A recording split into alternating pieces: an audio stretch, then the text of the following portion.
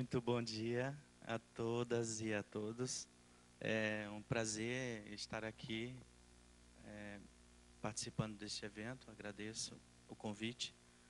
Eu estive à frente da Comissão Nacional de Desenvolvimento Sustentável dos Povos e Comunidades Tradicionais por 7 anos.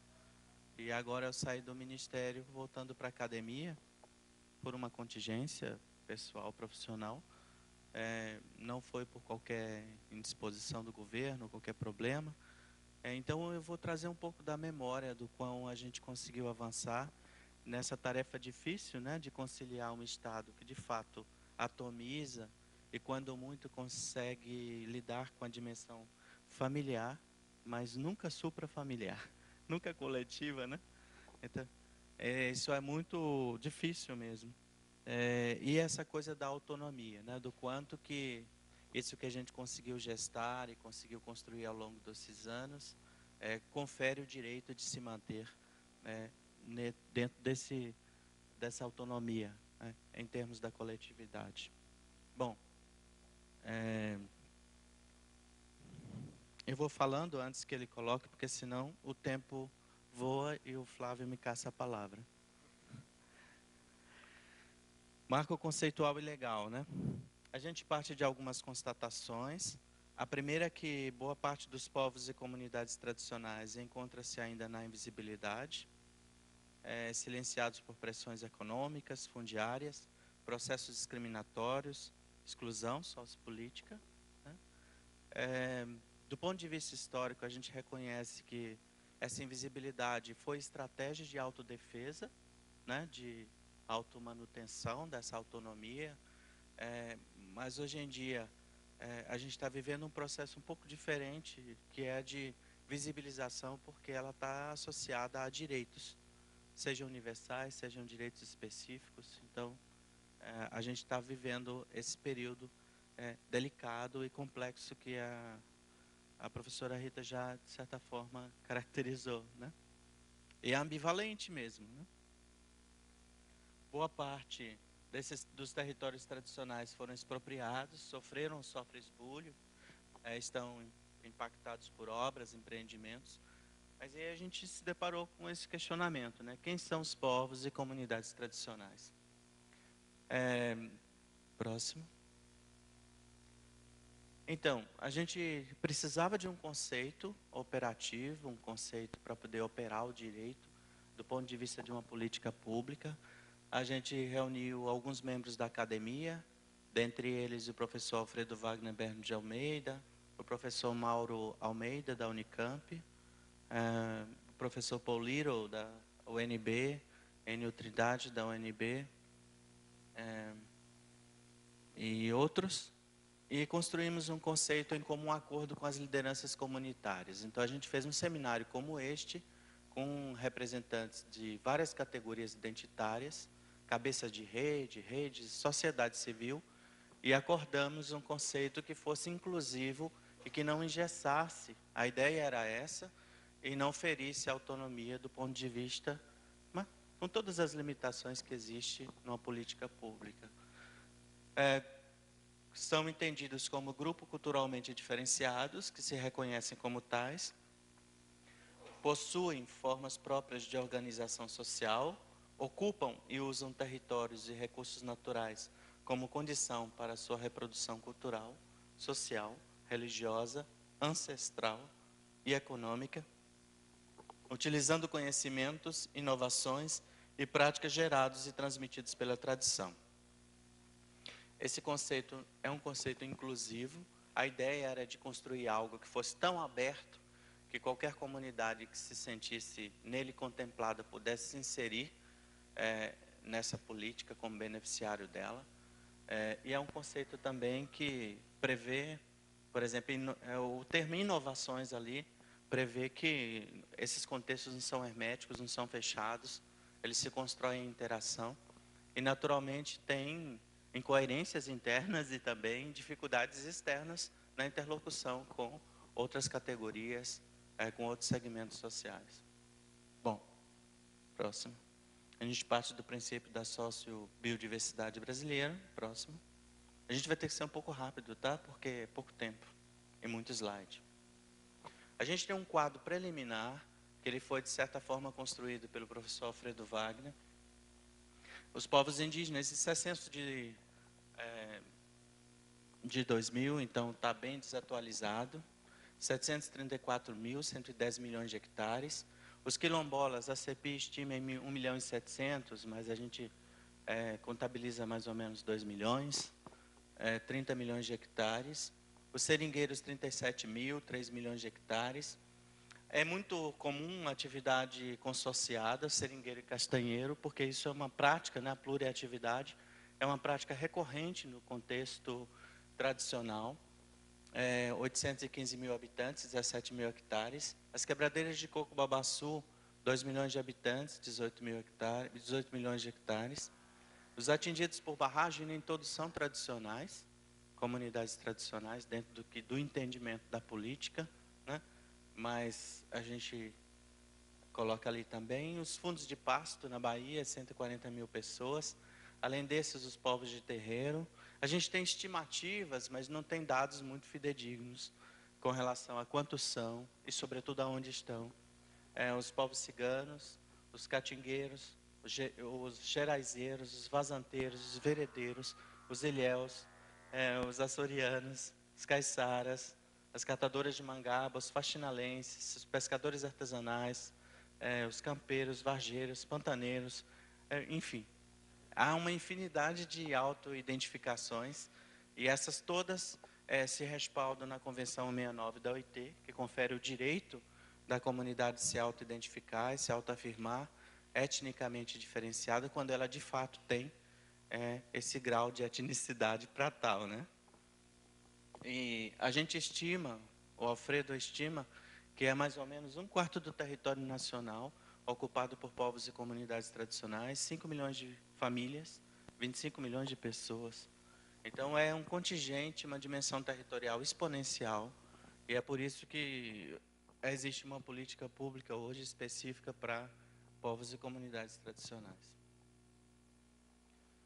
Bom, características, algumas características, né? Isso parte de uma consultoria do Paul Little, que enumerou aquilo que seria essencial a todas as comunidades tradicionais, e a gente foi agregando outros elementos no longo do convívio, do aprendizado, que é muito rico, né? Primeiro, o vínculo territorial, né? Não existe comunidade sem vínculo territorial tradicional, mesmo que esse vínculo esteja mais no plano da memória, no caso de comunidades expropriadas de sua base territorial, mas ele está latente no plano da memória. Então, neles estão impressos, e a gente pensa em território no contexto de reprodução social, de reprodução dessa autonomia, que a professora Rita frisou muito bem. Neles estão impressos os acontecimentos ou fatos históricos que mantêm viva a memória do grupo. Neles estão enterrados os ancestrais, estão sítios sagrados. Ele determina o modo de vida, a visão de homem e de mundo. Ele é aprendido e vivenciado a partir do sistema de conhecimentos locais, né? Comunidade normalmente tem pleno domínio do território do ponto de vista cognitivo, né? E também do ponto de vista sociopolítico. Sempre há uma noção de pertencimento a um lugar que nos pertence, que é nosso, e essa relação é visceral, né? E condutas de territorialidade que conformam uma luta política, né? Relacionada à defesa, à demarcação, a critérios de inclusão e exclusão, os de dentro, os de fora. Essas comunidades não são homogêneas, mas elas têm, naturalmente, critérios próprios de definir quem dela faz parte, quem dela não faz parte. E autonomia também. Identificação com um ecossistema específico. Tem povos e comunidades que esses territórios foram expropriados e eles se refugiaram no plano da memória. Existem também povos nômades, transhumantes, né? E outros que as comunidades foram engolidas pela cidade. Então, a gente hoje vivencia, né, uma eclosão de quilombos urbanos e outros grupos comunitários, né? Outras comunidades urbanas, exatamente porque, no caso do Brasil, as pressões fundiárias são tão grandes e o processo expropriatório tão violento que é quase impossível você não encontrar uma comunidade tradicional que tem uma porção urbana, que são aquelas famílias que migraram e continuam ampliando a rede de reciprocidades e continuam mantendo, alimentando esse sentimento de pertença, esse vínculo comunitário, né? Então, a gente rompe com a dicotomia rural-urbano nessa perspectiva, né? E essa plasticidade territorial também, quer dizer, até onde vão os familiares e os afins, vai o território de uma comunidade. Próximo. Normalmente, no âmbito da produção, em contextos tradicionais, a produção está na conta-marcha do agronegócio, ela está muito mais voltada para dentro, né, uma endoeconomia, uma oikos, né, economia, do que propriamente para fora, porque não é uma produção que se subordina ao mercado. Mais uma vez, a ênfase na questão da autonomia, né, em termos de compreensão desses sistemas. Vender para o mercado não é o único fim. Boa parte da produção é destinada a práticas sociais e parte destinada ao consumo. Uso comunitário de recursos naturais renováveis, tecnologias de baixo impacto ambiental. Não tem como você dissociar calendário religioso de calendário agrícola ou produtivo, né? E um ritmo e lógica próprios. Esses elementos de ordem, características, são até de ordem teórico-conceitual, mas dizer mais respeito a características é interessante porque quando o Estado constrói uma política, há expectativas vis-à-vis, de ambos os lados. Tanto o Estado espera que as comunidades, de certa forma, se enquadrem nessas características que elas mesmas explicitam, quanto as comunidades também esperam que o Estado considere essas características na formulação e no aprimoramento de políticas públicas que melhor se adequem à sua realidade. Então, do ponto de vista de políticas públicas, é impossível você prescindir dessas expectativas. Elas são de ambos os lados, né? Bom, em termos de organização social, a gente está lidando com família extensa. Eu trabalhei no Ministério, que é o Ministério que é responsável pelo programa Bolsa Família, e uma dificuldade inicial foi essa, de considerar que uma única unidade doméstica pudesse ter 2, 3 unidades familiares, né? Na perspectiva de família extensa, ampliada, convivente, enfim. E isso só para demonstrar para vocês, a gente demorou 2 anos para poder internalizar o conceito e ampliar a possibilidade de acesso das famílias ao programa, que é um programa de redistribuição de renda, né? Para vocês verem a dificuldade de pegar uma categoria teórica, né, de entendimento desses contextos, e torná-la operante em termos do direito, né, sobretudo de uma política pública. A gente está lidando também com distintas modalidades de família, de organização social, e isso requer um certo zelo do ponto de vista governamental, do gestor, sobretudo. Aquela foto ali, volta a isso um instante, é uma foto de uma casa gurutubana, é um quilombo do norte de Minas. É um quilombo que tem, ali nós temos, o fundo da casa, então são 3 cozinhas, né? Não é exatamente esse modelo que a gente presume ideal de uma cozinha comunitária, não é bem assim. Há, de certa forma, um compartilhamento, mas há subunidades e uma certa individualização. Então, a gente costuma estender esse senso comum e não entendê-lo convenientemente, né? São 3 cozinhas, 3 famílias, uma única unidade doméstica. Naturalmente, tem o cabeça da família e os seus filhos que desposaram e criaram outras famílias, convivendo na mesma unidade. Expressões linguísticas próprias, mitos e ritos associados a atividades de pesca, caça, extrativismo, transmissão oral de geração em geração dos conhecimentos culturais e ambientais, importância dos guardiões da memória, né? É uma importância superlativa. Vamos lá? Próximo. Próximo. Próximo. Um pouco de geopolítica. A comunidade tem interrelações com grupos similares da região. Se define e se constrói por contraposição a outros segmentos e a outros grupos sociais. Há termos de autoidentificação. Existem muitas cisões e facções internas. Do ponto de vista das políticas públicas, a gente já experienciou isso, né, muitas vezes. Por exemplo, aquele caso dos Guarani e Kaiowá, que estavam morrendo por desnutrição. Daí carros e carros, carretas, né, de alimentos eram destinados a Dourados, aos Guarani e Kaiowá, mas porque lá não tem terras agricultáveis disponíveis, né? As famílias vivem em situação de confinamento. A terra é muito pequena para um número enorme de famílias, uma população absurda.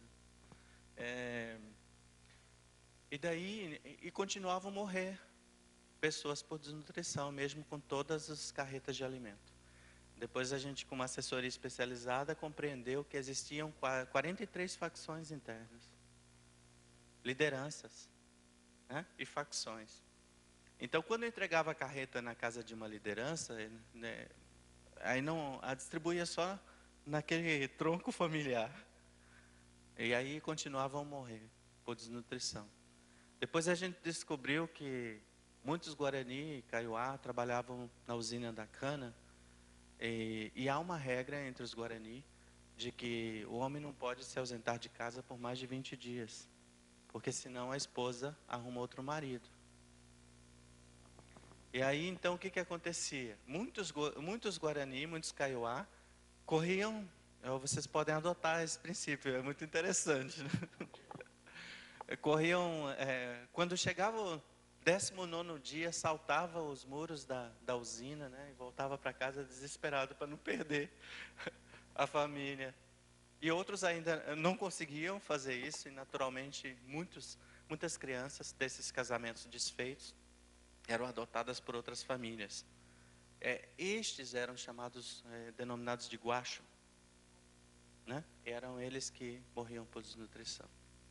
Na escassez e na falta, dava-se primeiro o alimento para os filhos, para depois para os adotados, né? E aí não é o modelo de uma comunidade tradicional, mas em situação de extrema escassez, você acaba subvertendo a ordem das coisas, né? E então a gente foi entendendo melhor como é que teria que ser uma distribuição mais equânime, mais adequada àquela realidade a partir da geopolítica interna. Então existem faccionalismos e cisões internas, como existem também povos inimigos tradicionais que não dá para você englobar numa mesma ação, no mesmo programa de governo, né? Ou numa mesma iniciativa não governamental. Nem sempre a distribuição demográfica tradicional se coaduna com divisões político-administrativas. Eu etnografei um quilombo que está na confluência de 7 municípios.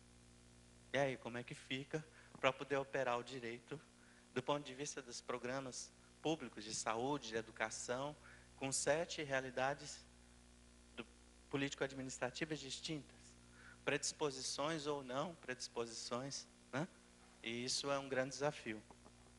A gente acabou tentando formar um consórcio, né, de prefeituras para poder atender homogeneamente, porque a unidade sociocultural em questão, o Quilombo do Gurutuba, era superlativa, era mais importante do que a municipalidade, né? Então, é uma das questões que a gente tem que considerar. Próximo. Próximo. Bom, na questão da territorialização, a gente reconhece uma certa ambivalência teórico-conceitual. Territorialização, desterritorialização, reterritorialização, né? Esse processo. O território se expande consideravelmente, se retrai, a depender da correlação de forças que se dá no contexto. E a gente tem vivenciado isso historicamente. 10 minutos. Estou enfatizando a dimensão espacial concreta, a dimensão cognitiva, a dimensão sociopolítica, que é o conjunto de relações sociais relacionadas ao território, a dimensão representacional e a dimensão moral. Bom, vamos lá? Na dimensão cognitiva, né, essas comunidades denotam um profundo conhecimento e uso das unidades de paisagem, conjuga elementos climáticos, vegetação, tipos de solo, estratégias produtivas. A lógica de ocupação dos terrenos seja uma estratégia de multiusos, de diferentes unidades, explorando potencialidades, respeitando limites. É muito difícil você internalizar isso em política pública, porque elas denotam um conhecimento muito apurado, né, de unidades locais, de paisagens locais, que o Estado dentro das suas macrocategorias de ordenamento territorial, desconhece. Então, esse é um grande desafio. Próximo. A sociopolítica, que envolve as formas de sociabilidade, categorias locais de ordenamento e uso territorial, articulam-se com interação entre famílias, grupos locais, formas de solidariedade e cooperação. A gente está lidando com a noção de processo de territorialização de João Pacheco de Oliveira. E, normalmente, a conduta territorial surge com a invasão, com a expropriação, né? Lamentavelmente, nesse contexto que ele utiliza. Vamos lá? Alfredo Wagner também enfatiza esse processo de territorialização, se dá por certo grau de coesão e solidariedade, obtido face a antagonistas ou em situação de extrema adversidade e conflito. Isso acaba fortalecendo redes de solidariedade. Então, quer dizer, territorialização é também lidar com a adversidade, com antagonistas, né? E a gente não pode descuidar dessa dimensão, porque isto é o que de fato é mais evidente, né, para esses povos e comunidades, a adversidade e o antagonismo. Tem a representação material, essa dimensão representacional. Quando essa materialidade está comprometida, né, a gente tem que acionar o plano da memória do grupo, porque é nele que está latente o território com todos os seus usos, tanto materiais quanto simbólicos, né? Sempre há um período âncora vívido na memória que conjuga uma idealização do passado, né, e a construção do presente e futuro. Então, rememorar o passado, esse tempo dessa autonomia, que a professora Rita frisou tão bem, é, de certa forma, construir o futuro em termos de expectativas do grupo, né? E não há comunidade que não tenha sofrido esse processo, né, de expropriação e que careça, então, dessa sustentabilidade e autonomia. Uma certa ambivalência, que marca o tempo de extrema dificuldade para poder trabalhar, mas também extrema liberdade e até fartura, né? Com relação a esse tempo do passado.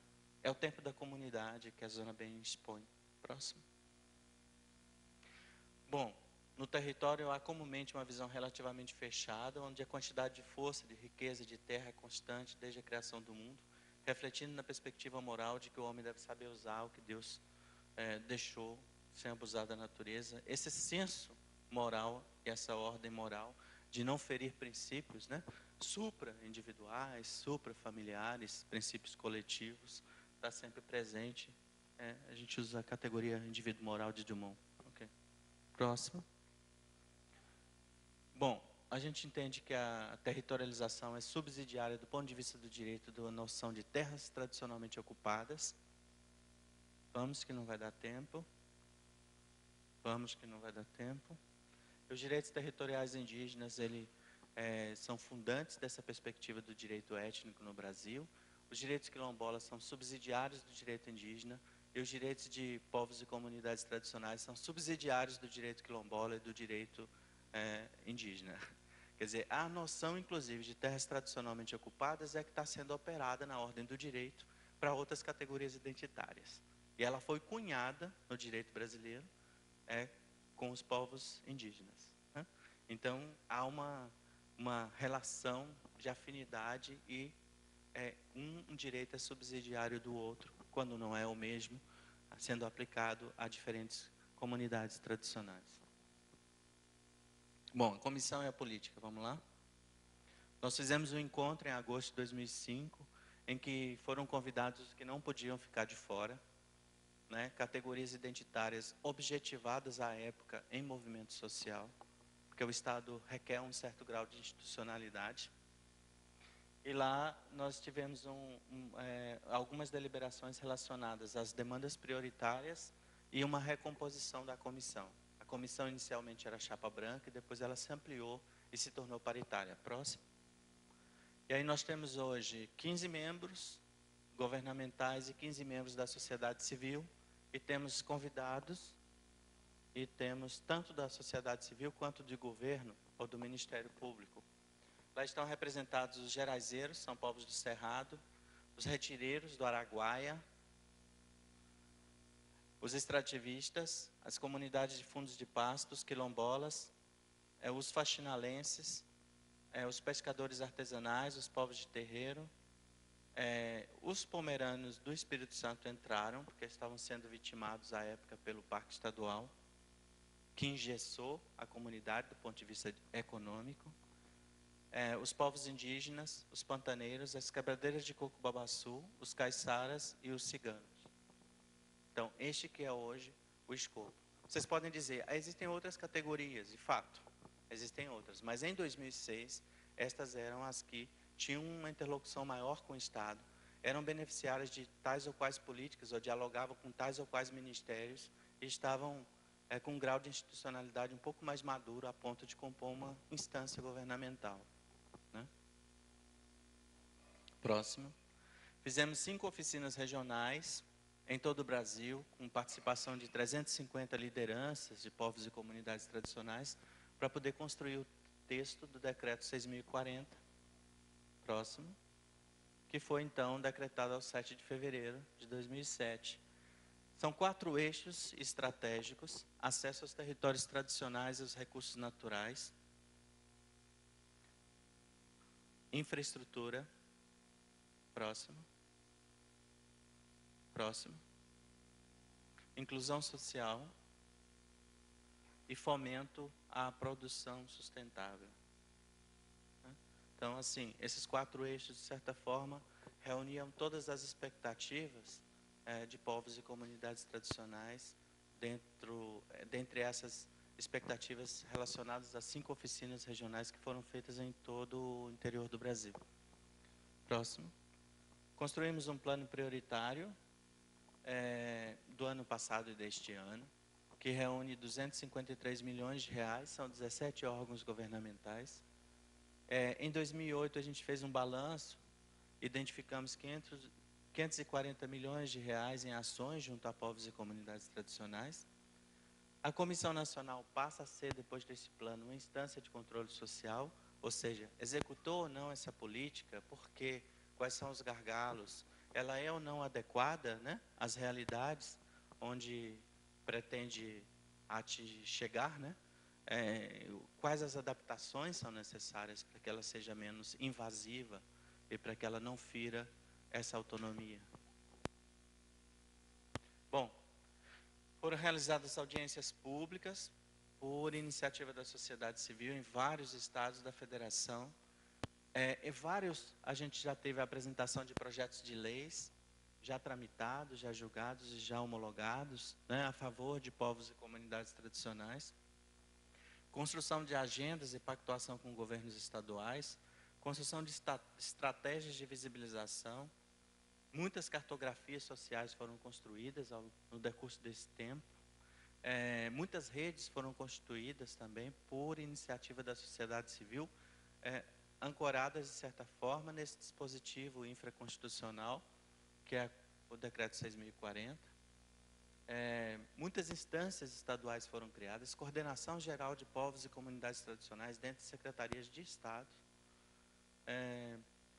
internalização de variáveis identificadoras no sistema estatístico brasileiro. Sempre pairou uma necessidade que é quantos são e onde estão, né?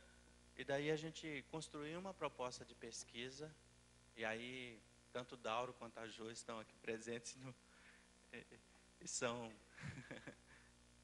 e são testemunhos, né, do esforço que a gente fez para poder fazer uma pesquisa de âmbito nacional, que fosse participativa, que envolvesse agentes locais de pesquisa de povos e comunidades tradicionais, para que eles mesmos pudessem levantar os dados, né, nas suas próprias comunidades. Enfim, uma pesquisa que era o sonho de consumo nosso, né? Essa pesquisa hoje ela foi por conta de tempo de governo, não havia tempo suficiente para apresentar resultados e para deflagrar um processo tão profundo, né, de redimensionamento da sociodiversidade brasileira. Tá. Já estou concluindo. A gente acabou isso resultou no rastreamento do Censo Agropecuário de 2006, a partir de algumas variáveis identificadoras de povos e comunidades tradicionais. Uma primeira aproximação, a gente está ainda lidando com esses resultados para ver o quanto eles são eficazes e respondem às necessidades. Naturalmente, o censo não é capaz de capturar toda a riqueza, sobretudo que ele tem um recorte, que são os estabelecimentos, né? Que é a unidade operativa do censo agropecuário. Mas é uma primeira aproximação. O que é interessante é que algumas variáveis estão sendo internalizadas no sistema estatístico brasileiro. Ou seja, o IBGE sempre foi acusado de invisibilizar povos e comunidades tradicionais. Agora, vão haver, de cada categoria identitária, dessas passíveis de serem capturadas, né, variáveis identificadoras que permitem, por filtragem, levantar a realidade dessas comunidades. Né? Mas isso é um processo gradual, processo mesmo, lento, né? Porque o sistema estatístico é letárgico. E marcos regulatórios para poder garantir acesso ao território.